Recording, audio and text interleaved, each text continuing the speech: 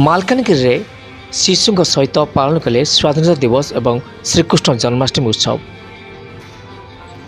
ସ୍ୱାଧୀନତା ଦିବସ ଏବଂ ଶ୍ରୀକୃଷ୍ଣ ଜନ୍ମାଷ୍ଟମୀର ଶୁଭ ଅବସରରେ ଜିଲ୍ଲା ପରିଷଦ କାର୍ଯ୍ୟାଳୟର CDO cum EO Shriyukta Naresh Chandra Sabar ବିଶେଷ ପରିଦର୍ଶନ କାର୍ଯ୍ୟକ୍ରମରେ Gurukul, Malyabanta boys hostel, Gurupriya hostel ସହିତ ଅନ୍ୟ ହଷ୍ଟେଲଗୁଡ଼ିକୁ ଯାଇ 600ରୁ ଅଧିକ ଶିଶୁଙ୍କ ସହିତ ଉତ୍ସବ ପାଳନ କରିଥିଲେ।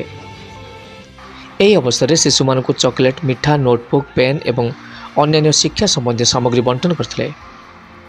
ଶିଶୁମାନଙ୍କୁ ସ୍ୱାଧୀନତା ସଂଗ୍ରାମୀମାନଙ୍କର ତ୍ୟାଗ, ବଳିଦାନ, ସତ୍ୟ, ସଂଘର୍ଷ ଏବଂ ସାହସ ସମ୍ବନ୍ଧରେ ପ୍ରେରଣାଦାୟକ ବୋଲି କହିଥିଲେ। ଆଉ ପ୍ରଭୁ ଶ୍ରୀକୃଷ୍ଣଙ୍କର ଜନ୍ମ ଏବଂ ଜୀବନୀ ଉପରେ କିଛି ଆଲୋକପାତ କରିଥିଲେ। ତେଣୁ ତୁମେମାନେ ହେଉଛ ଆଗାମୀ ଦିନର ଦେଶର ଭବିଷ୍ୟତ। ସେମାନଙ୍କୁ ଜୀବନରେ ଜଣେ ଭଲ ମଣିଷ ହେବାକୁ ପ୍ରେରିତ କରିଥିଲେ।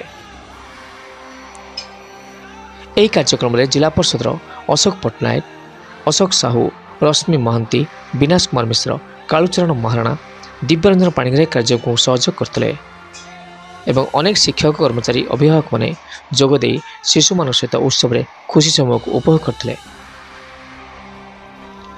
ମାଲକାନଗିରିରୁ ପ୍ରିୟଦର୍ଶନ ପଣ୍ଡାଙ୍କ ରିପୋର୍ଟ।